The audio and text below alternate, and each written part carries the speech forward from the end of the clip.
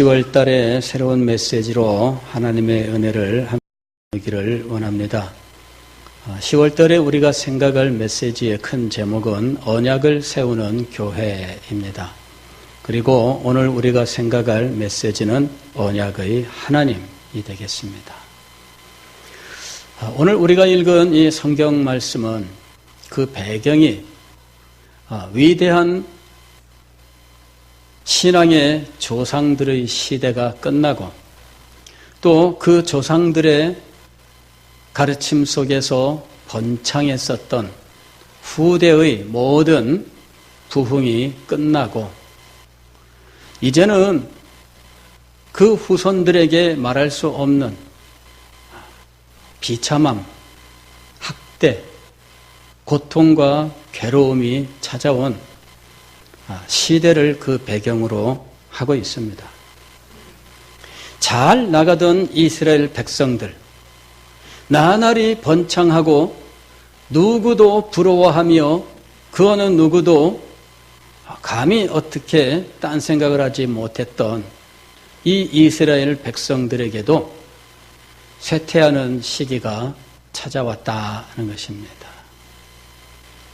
저는 이 출애굽기 말씀을 읽으면서 문득 그 시대에 이스라엘 백성들이 직면했었던 현실이 어쩌면 우리가 직면하고 있는 현실과 닮아 있는가 하는 생각이 들었습니다.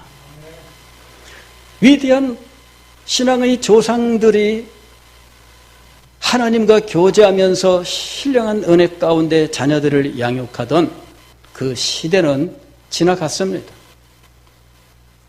한때는 얼마나 번창했는지, 한때는 얼마나 왕성했는지 출애굽기 1장 7절 말씀을 보면 요셉과 그의 모든 형제와 그 시대의 사람은 다 죽었고 이스라엘 자손은 생육하고 불어나 번성하고 매우 강하여 온 땅에 가득하게 되었더라.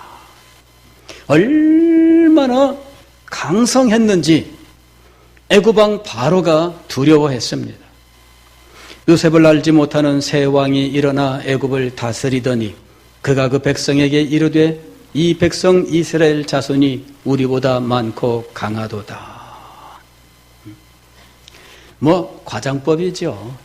사실 이 애굽이라고 하는 나라가 얼마나 큰데 이스라엘이 더 많고 강하겠습니까? 다만 고센 땅에 살던 야곱의 후손, 아브라함의 자손들, 이스라엘 백성들은 그 정도로 왕성하고 그 기세가 아주 얼마나 뻗어 나갔는지 두려움을 느낄 정도였다는 것이죠.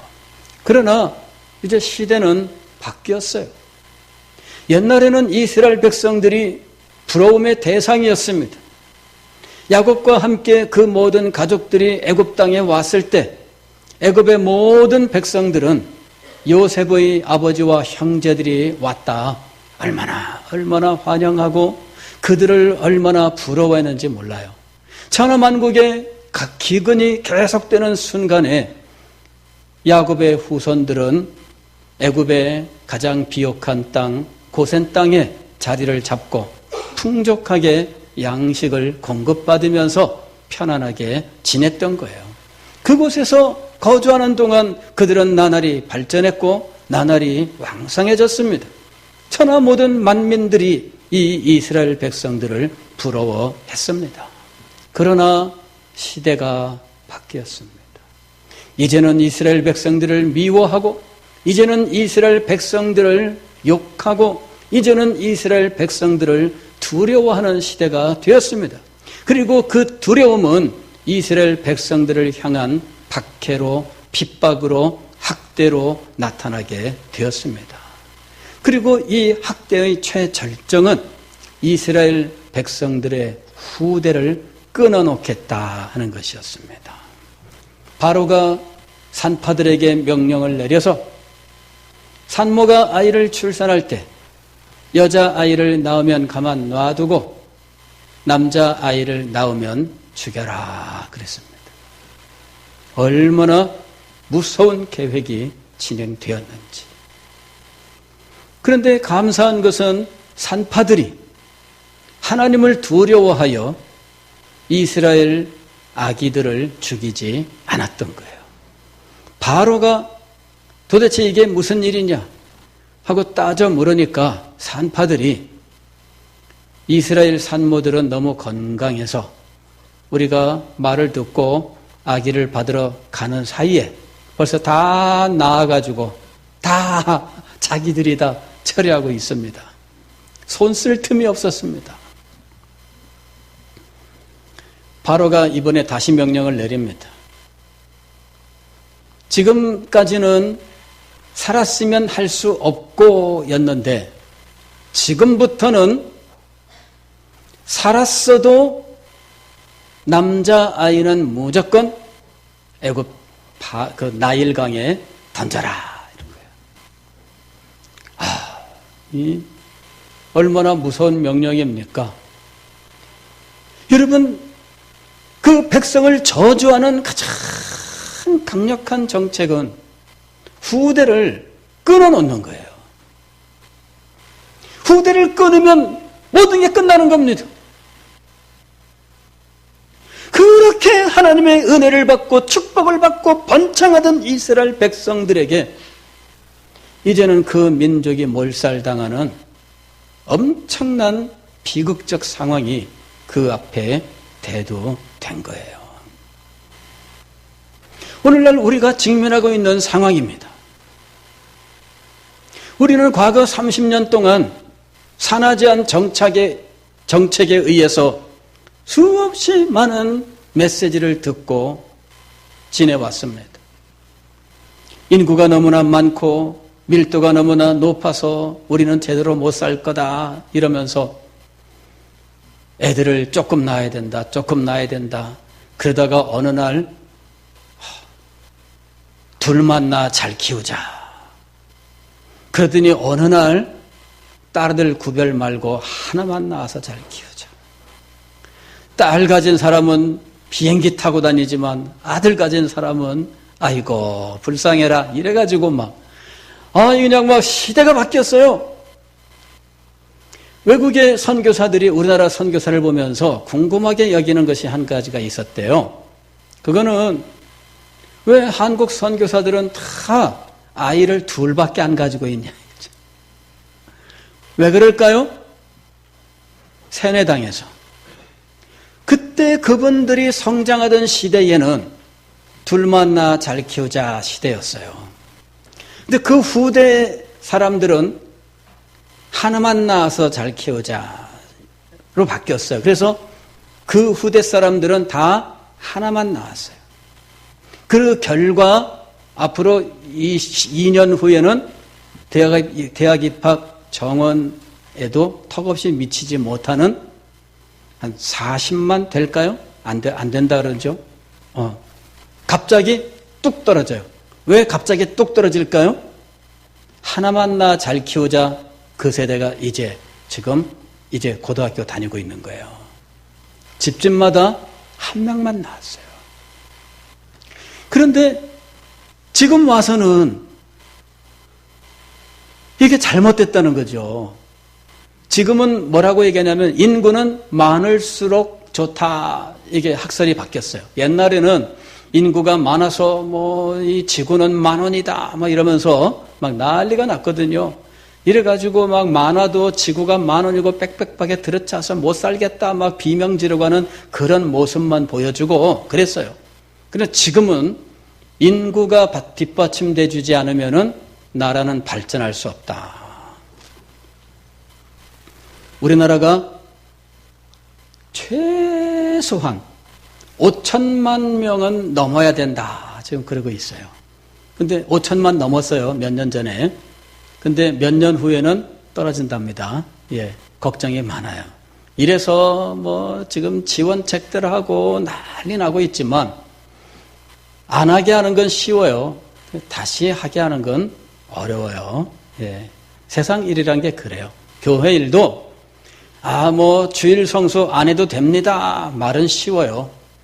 근데 한번 그렇게 하고 나면 그 다음부터는 주일 성수 다시 해야 됩니다 하면은 예전처럼 안 돌아와요. 11조 안 해도 됩니다. 근데 쉬워요. 그냥 안 하면 되니까.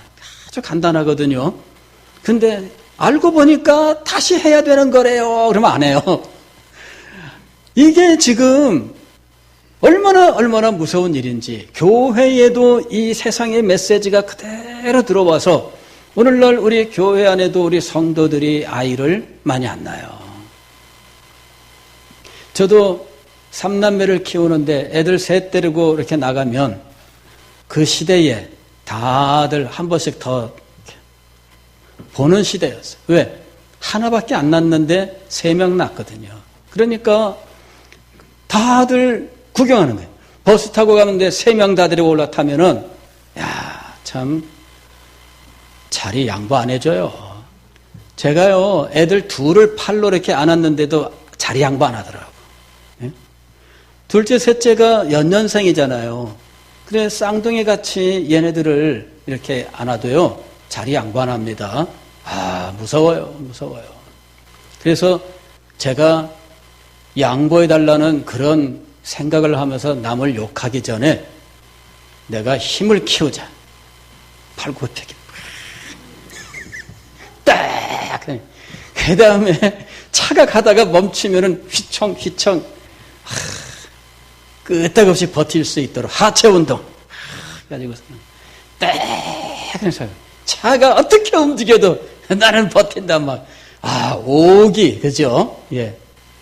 근데 참 이 세상의 메시지가 우리에게 얼마나 많은 영향을 미쳤는지, 교회도, 제가 어느 교회에 이제 부목사로 갔더니 그 교회 비슷한 연령대 사람들이 다 한 명만, 목사님이 3명이라니까 와, 어떻게 키우냐고. 다 컸습니다. 예. 이제 시집장가 가야 되는데 사람들 소개시켜 주십시오. 좋은 자리 있으면 소개시켜 주세요.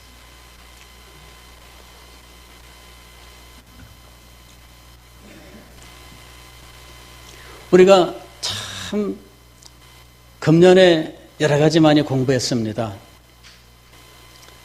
우리 나라의 인구 절벽, 또 우리 교회가 가지고 있는 다음 세대의 문제, 또 기독교가 대사회적으로 가진 이미지, 세상 사람들이 교회에 대하여 가지고 있는 감정, 여러 가지를 다 우리가 공부를 했어요. 그리고 내린 결론은 지금 이 상태로 10년만 지나가도 우리 교회는 심각한 상황이 될 것이다.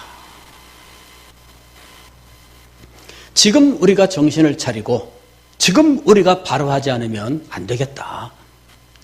아니, 이미 늦었다는 거죠. 이미 늦었어요. 10년 전에 제가 영국에 가서 영국교회를 보고 우리 조국교회 어떻게 되냐? 걱정이 많다 이랬는데 10년 사이에 이미 진행이 다 돼버렸어요. 심각한 상태예요. 어떻게 해야 될까요? 오늘 말씀에 답이 있어요. 어떻게 해야 될까요? 이스라엘 백성들이 바로 그런 상황에 처했습니다. 이제 시대가 바뀌었어요. 이제 이스라엘 백성들을 부러워하던 사람들은 아무도 없습니다. 이스라엘 백성들을 미워하는 사람들만 있습니다. 이스라엘 백성들을 할 수만 있으면 멸망시키려고 하는 사람들만 있는 상황입니다. 시대가 변했습니다. 모든 상황이 변했습니다. 이제 이스라엘에게 강제로 그 다음 세대를 죽이는 정책이 시행되고 있습니다. 그런데 이 가운데에서 이들을 구원하는 놀라운 역사가 시작되고 있었던 거예요. 그것은 한 가정을 통해서 그런 정책과 그런 위협과 학대가 시퍼렇게 살아있는 시대에 그 모든 위협에도 불구하고 태어난 이 아기 하나를 지키기 위한 한 가정, 그 가정으로부터 시작이 된 거예요. 모든 가정이 다 동원되면 좋겠지만, 그러나 한 가정이라도 소망 가운데 하나님 앞에 기도하면서 행할 수 있다면, 여러분, 모세의 가정이 바로 그 일을 실천했어요.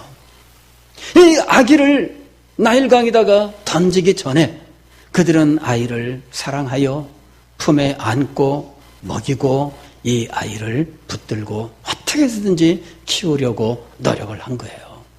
그리고 머리를 썼습니다. 어떻게 해야 좋을까? 더 이상 이 아기를 숨겨 키울 수 없는데 어떻게 해야 좋을까? 이 부모들이 아무리 생각해도 답이 없습니다. 그러나 한 가지 떠올린 것은, 아하, 나일강, 남아들을 다 갖다 버리라고 했던 절망의 강이지만 나일강에 살아날 길이 있다 하는 것이었어요. 신기하죠? 나일강은 아이를 집어던져 죽이는 강이었어요. 그래서 바로가 나일강에다가 아이를 던져라 그렇게 명령을 내린 겁니다. 그런데 나일강에서 솟아날 구멍이 있었던 거예요. 모세의 부모가 상자에 물 새지 않도록 잘 처리를 하고 이 아기를 포대기로 잘 싸서 상자 안에 놓고 뚜껑을 잘 덮어서 나일강에다가 띄워 보냈습니다. 저 밑에는 바로의 공주가 시녀들을 데리고 나와서 목욕을 하고 있어요. 그곳을 향해서 이 갈대 상자가 떠내려가기 시작했어요. 둥실 둥실 둥실 둥실. 신기하게도 이 상자는 물길을 따라 갔는데 공주 앞으로 가게 됐습니다. 공주가 열어봐라. 열어보니 아기가 있어요. 딱 짐작하죠. 아하, 히브리인의 아기구나. 갖다 버려라. 그러지 않았습니다. 신기하죠. 예. 나일강에다가 이 아이를 버렸으면 어떻게 될까요? 그랬으면은 어떻게 될지 모르겠어요. 아마 다 죽었겠죠. 그러나 부모는 이 아이를 나일강에 데리고는 갔는데 이 아이를 위하여 부모가 할 수 있는 최선의 일들을 했어요. 갈대 상자를 준비하고 그곳에 역청을 발라 물이 새지 않게 하고 이 아이를 포근한 포대기에 싸서 그곳에 잘 뉘고 그리고는 하나님에게 기도하면서 하나님 이 아기를 지켜주세요.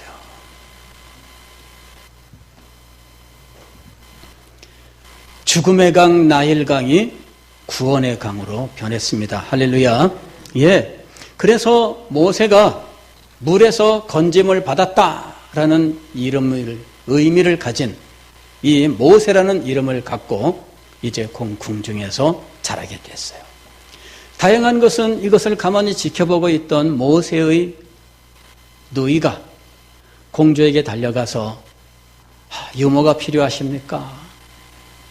공주가 내용을 알았을까요? 몰랐을까요?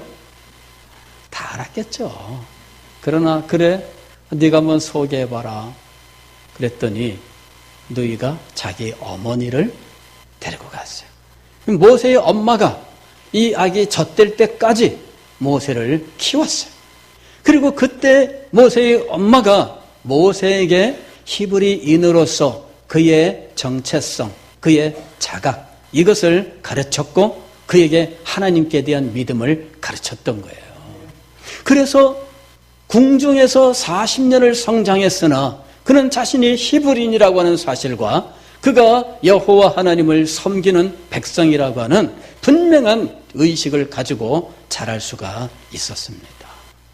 하나님께서 이스라엘 백성들에 대하여 분명히 구원의 계획을 세우시고 이것을 시행하고 계셨습니다. 시대는 바뀌었고 모든 것이 적대적이며 모든 상황은 다 안 좋게 흘러가고 있었지만 그러나 하나님은 살아 계셨습니다. 출애굽기 2장 24절 23절부터 보면 여러 해 후에 애굽 왕은 죽었고 이스라엘 자손은 고된 노동으로 말미암아 탄식하며 부르짖으니 그 고된 노동으로 말미암아 부르짖는 소리가 하나님께 상달된지라. 이스라엘 백성들은 그 어렵고 힘든 상황에서 정말 힘들고 어려운 그 모든 사정을 하나님 앞에 기도했어요. 오늘 말씀 보면은 탄식하며 부르짖으니 그랬습니다. 이것이 하나님께 대한 기도예요. 그랬더니 하나님께 상달되었다 이렇게 얘기합니다. 그들의 기도가 하나님에게 상달된 거예요. 하나님이 그들의 고통 소리를 들으시고, 여기 고통 소리는 뭐 그들이 아파서 아야 그런다는 게 아니라 그들이 그 고통 중에서 하나님 앞에 기도한 기도 소리를 들으셨다는 이야기입니다. 그래서 하나님이 아브라함과 이삭과 야곱에게 세운 그의 언약을 기억하사 하나님이 이스라엘 자손을 돌보셨고 하나님이 그들을 기억하셨더라. 할렐루야. 여러분, 아무리 상황이 힘들고 어려워도 하나님이 계시면, 하나님께서 자비를 베푸시면 하나님의 은혜의 역사로 말미암아 구원을 얻을 줄 믿습니다. 이스라엘 백성들에게 이 역사가 나타난 거예요. 하나님께서 예비하셨던 이스라엘 가정, 그 백성의 한 가정에서 이 믿음으로 이 아이를 붙들고 키웠던 그 가정의 한 아기가 나중에 장성하고 훈련을 받고 신실한 하나님의 사람이 되었고 그가 하나님에게 부르심을 받습니다. 우리가 읽은 출애굽기 3장이 바로 그 부르심의 장면이에요. 모세가 미디안 광야에서 호렙산 쪽으로 와서 양떼를 치는데 신기한 장면을 보게 되었습니다. 떨기나무가 불이 붙어 있는데 나무는 불타지 않는 거예요. 분명히 불길은 살아있는데 나무는 멀쩡한 거예요. 신기하다. 한번 보러 가자. 갔더니 음성이 들리는 겁니다. 모세야, 이곳은 거룩한 땅이니 네 발에 신을 벗으라. 모세가 얼른 순종하여 신의 발에 신을 벗고 하나님 앞에 엎드렸어요. 그랬더니 하나님께서 모세에게 말씀하십니다. 나는 네 조상의 하나님이니 아브라함의 하나님, 이삭의 하나님, 야곱의 하나님이니라. 마침내 그 조상들을 선택하시고 부르시고 인도하시고 축복하셨던 그 하나님께서 하나님이 정하신 그 구원의 때가 되어 모세에게 나타나셨습니다. 그리고 모세에게 당신이 가지신 뜻을 알려주십니다. 여호와께서 이르시되 내가 애굽에 있는데 백성의 고통을 분명히 보고 그들이 그들의 감독자로 말미암아 부르짖음을 듣고 그 근심을 알고 내가 내려가서 이 말은 하나님께서 자기 백성들에게 친히 찾아오셔서 그 말입니다. 누구를 보내는 것이 아니라 하나님께서 수없이 많은 천사를 부려서 얼마든지 하실 수 있지 않겠습니까? 천사들을 보내고 또 보내셔도 얼마나 대단한 역사가 일어나겠습니까? 그러나 하나님께서는 누구를 보내시지 않고 당신이 친히 찾아오시기로 작정하셨어요. 내가 내려가서 그들을 애굽인의 손에서 건져내고 그들을 그 땅에서 인도하여 젖과 꿀이 흐르는 땅에 데려가려 하노라. 할렐루야. 하나님의 이 놀라운 계획이 이제 모세에게 지금 계시되고 있는 거예요. 근데 하나님께서 이렇게 그 백성들의 부르짖음에 귀를 기울이시고 그 아픔과 고통을 기억하시고 그들에게 찾아오신 이유가 무엇일까요? 단지 기도 때문일까요? 이 세상에는 지성이면 감천이라고 하는 말이 있습니다. 그리고 이 말에 따라서 지성을 치르는 사람들이 참 많죠. 이런 사람들은 어쨌든 누군지는 모르지만 이 세상에 인간의 삶을 주관하는 존재에게 기도하는 거예요. 저도 보면은 어릴 때 새벽에 일어나서 맑은 물 떠서 이렇게 올려놓고 그 다음에 비나이다 신령님께 비나이다 막 그러잖아요. 신령님이 누군지는 모르겠어요. 그러나 어쨌든 그렇게 빌면은 뭔가 일이 이루어진다고 믿었던 거예요. 그러나 여러분 그렇게 한다고 해서 하나님의 은혜의 역사가 임하는 것이 아닙니다. 하나님께서 일반적으로 이 땅에 이 땅에 있는 모든 생명체에게 생명을 유지하는 데 필요한 것들을 공급해 주시기는 하시지만 그러나 이 특별한 은혜는 그렇게 임하는 것이 아닙니다. 모세에게 하나님이 말씀하시잖아요. 나는 네 조상의 하나님이니. 조상신이라는 말일까요? 그 얘기가 아니에요. 조상부터 섬겨온 신이라는 이야기가 아니라 그 조상, 특별히 아브라함과 이삭과 야곱에게 하나님이 언약하신 것. 그래서 이 아브라함이 하나님의 특별한 사랑의 대상이 되고 또 이삭이 하나님의 선택을 받고 야곱이 하나님의 선택을 받는데 하나님의 축복의 약속이 그들에게 주어졌어요.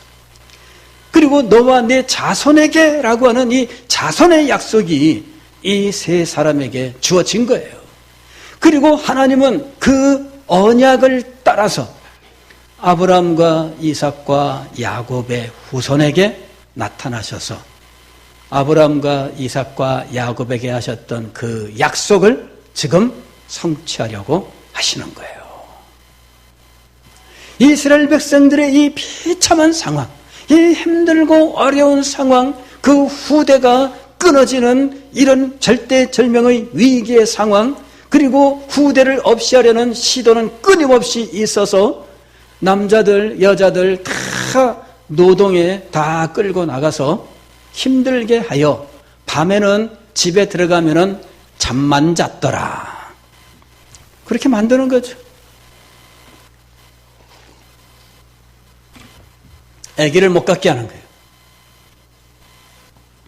자, 그런 시대에 하나님은 아브라함과 이삭과 야곱의 자손들에게 역사하시기 시작하셨습니다. 이것이 하나님의 신실하심이에요. 성경은 하나님을 신실하신 하나님이라고 고백합니다. 신실함이라고 하는 것은 믿을 수 있다 그 말입니다. 아주 그 믿음으로 가득 차 있다. 그래서 믿음의 열매와 같이 믿음 그 자체다라고 하는 것이 신실함의 의미예요. 하나님을 신실하다고 하는 이야기는 하나님이 말씀하신 것은 반드시 이루어진다는 것입니다. 하나님이 약속하신 것은 반드시 성취하시는 것입니다. 하나님은 인생이 아니시니 실현치 않으시고 사람이 아니시니 그 약속하신 바를 반드시 이루시느니라. 하나님은 언약의 하나님이시고 언약하시는 것을 반드시 이루시는 신실하신 하나님이에요. 그렇게 당신의 신실하심으로 이 언약을 이루셔서 하나님은 당신의 의로우심을 이 세상 모두에게 나타내시는 분이십니다.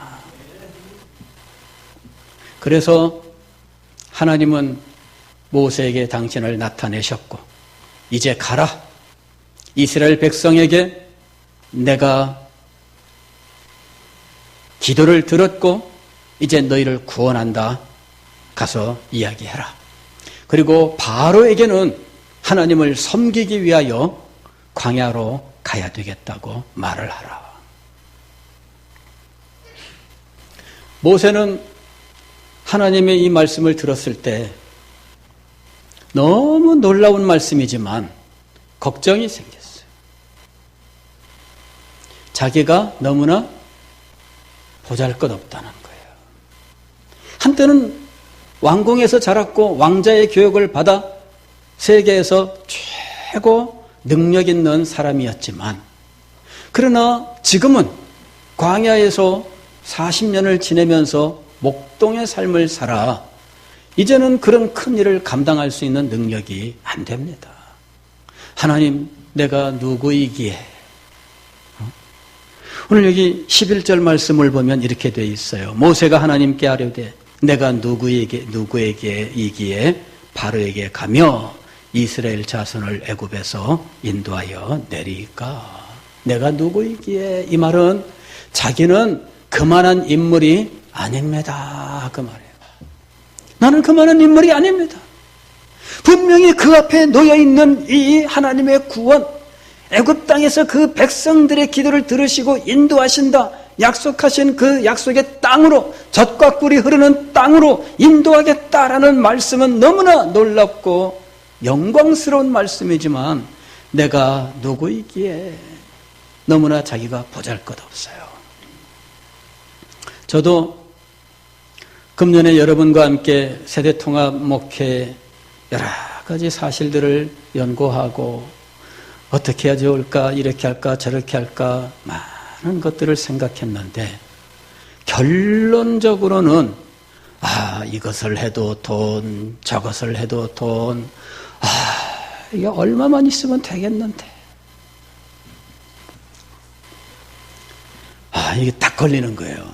그 다음에 이것을 하려고 해도 일꾼, 저것을 하려고 해도 일꾼, 일꾼이 몇 명만 있으면 좋겠는데, 아무리 생각을 해도 답이 안 나와요. 하나님 앞에 기도합니다. 주님, 주님께서 보여주신 것들이 틀림없는 하나님의 뜻인 줄 믿습니다. 그런데 어떻게 해야 될까요?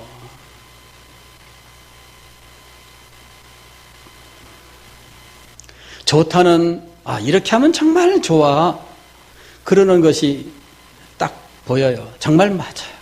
그런데 그것을 우리 교회에 가져다가 적용하려고 하는 순간 우리 교회에서는 안 되는 거야. 자, 그럴 때 어떻게 해야 될까요? 여러분이라면 어떻게 하시겠습니까? 지금 모세가 처한 상황이 바로 그런 상황입니다. 내가 누구이기에 바로에게 가며 내가 누구이기에 이스라엘 백성들을 이렇게 가서 인도하리까? 나는 그만한 인물이 안 됩니다.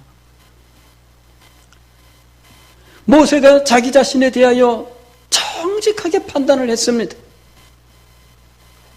그러나 모세가 깨달아야 할 것이 있었어요. 그거는 이런 엄청난 일을 두고 자기를 돌아보는 것이 아니라 하나님을 바라보아야 한다 하는 것이었습니다. 오늘 출애굽기 3장 12절 말씀을 보면 하나님이 대답하십니다. 내가 반드시 너와 함께 있으리라. 내가 반드시 너와 함께 있으리라. 이게 있으리라 하는 요 말이 뭐냐면 여호와예요. 여호와. 신통하게도 이 3장 14절에 보게 되면 모세가 이스라엘 백성들이 하나님은 도대체 누구시냐고 묻는다면 뭐라고 대답할까요? 할 때 하나님이 주시는 대답이 있습니다. 여기 보면 하나님이 모세에게 이르시되 나는 스스로 있는 자이니라. 또 이르시되 너는 이스라엘 자손에게 이같이 이르기를 스스로 있는 자가 나를 너희에게 보내셨다 하라.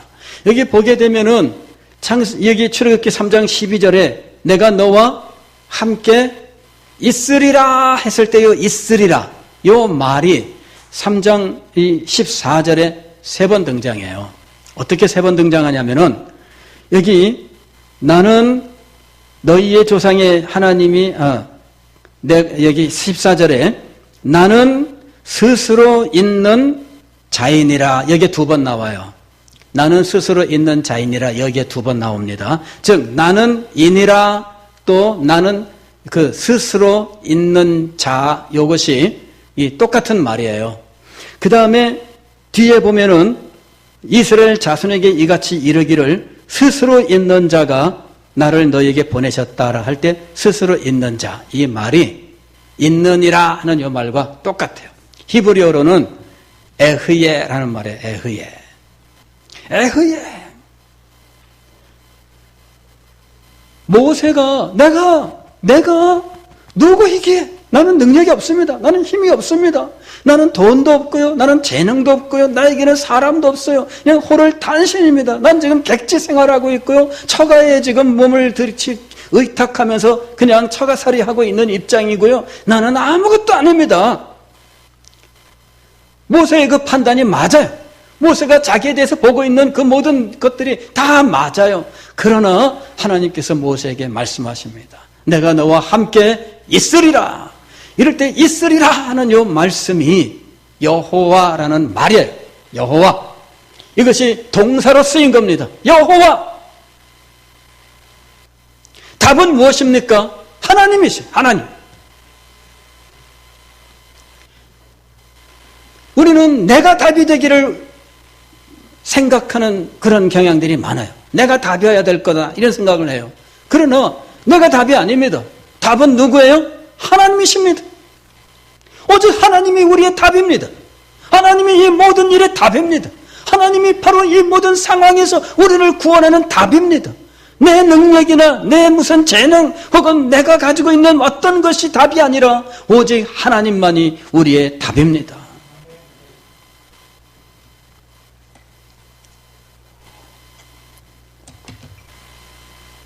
내가 너와 함께 있으리라. 이 있으리라 이 말이 14절에서 다시 반복되는 거예요. 나는 스스로 있는 자이니라. 그런데 여기 보면은 글자 1이라고 써 있어요. 스스로 있는 여기에 1 이렇게 써 있고요. 이건 난 외에 각주를 보란 말이에요. 거기 보면은 히브리어로는 나는 나다. 나는 나다. 하나님이 누구와 같다고 말을 하겠습니까? 하나님은 누구와도 같다고 말할 수가 없습니다. 왜냐하면 하나님을 누구와 같다고 말할 수 있는 존재는 이 세상에 없기 때문이에요. 저 사람은 세종대왕처럼 지혜로운 사람이야 이렇게 말할 수는 있습니다. 그러나 하나님께 대하여 세종대왕처럼 지혜로운 하나님이야 이렇게 말할 수는 없습니다. 하나님에게 비교할 수 있는 것은 세상에 존재하지 않아요. 저 사람은 이순신 장군처럼 용맹한 장군이야 이렇게 말할 수는 있습니다. 그러나 하나님에 대하여 이순신 장군처럼 용감한 하나님이야 이렇게 말할 수 없습니다. 왜냐하면 하나님은 세상에 있는 그 어떤 존재에도 비교할 수 없는 분이기 때문이에요. 나는 나다. 나는 나다. 이 나는 나다라고 하는 이 말이 다양한 상황에서 의미를 가져요. 고통의 현장 속에 하나님이 내가 있으리라 하면은 고통의 현장 속에 하나님이 함께 하시는 거예요. 무능한 현장 속에 하나님이 나는 여호와다라고 말씀하시면 그 무능한 현장에서 하나님이 역사하신다는 걸 의미하는 거예요. 절망적인 상황에서 하나님이 나는 여호와다라고 말씀하시면 그 절망을 소망으로 바꾸시는 분이 하나님이라고 하는 말씀이에요. 하나님의 이름은 우리에게 답이에요. 여러분이 정말 고통 속에 있습니까? 하나님의 이름을 기억하세요. 여러분이 절망 속에 있습니까? 하나님의 이름을 기억하세요. 여러분이 소망을 가지고 있습니까? 무엇인가를 이룰 어떤 간절한 어떤 소망이 있으십니까? 그렇다면 하나님의 이름을 기억하세요. 하나님의 이름이 여러분의 그 모든 삶의 현장의 답인 거예요. 하나님이 답인 줄을 알지 못하는 것만큼 어리석은 것이 없습니다. 15절 말씀을 보면 너희 조상의 하나님 여호와 곧 아브라함의 하나님 이삭의 하나님 야곱의 하나님께서 나를 너희에게 보내셨다 하라. 이는 나의 영원한 이름이요 대대로 기억할 나의 징언이라. 어느 때 어느 순간에든 우리는 하나님을 기억해야 돼요. 왜냐하면 하나님이 우리의 답이기 때문이에요. 사랑하는 성도 여러분, 시대는 변했고 적대적인 대적들로 둘러싸여 있고 그들에게 말할 수 없는 핍박과 학대가 몰려들고 그들의 후손들은 보존될 수 있을까 염려스러운 상황에 처했으나 하나님이 그들의 답이었습니다. 하나님께서 그들에게 나타나셔서 내가 너희의 답이다. 그리고 그들은 하나님의 인도하심을 받아서 마침내 구원을 얻게 되었습니다. 이렇게 그 백성들에게 찾아오신 하나님은 조상들에게 약속하셨던 그 언약을 신실하게 성취하시는 의로우신 하나님이셨습니다. 오늘도 하나님은 이렇게 언약으로 우리에게 찾아오시고 역사하시는 분이신 줄 믿습니다. 우리 교회의 답은 하나님이십니다. 우리 가정의 답은 하나님이십니다. 우리 인생의 답은 하나님이십니다. 하나님이 답인 줄 믿으시고 하나님에게 나아가서 하나님께 부르짖으며 응답받는 우리가 될 수 있기를 주의 이름으로 축원합니다.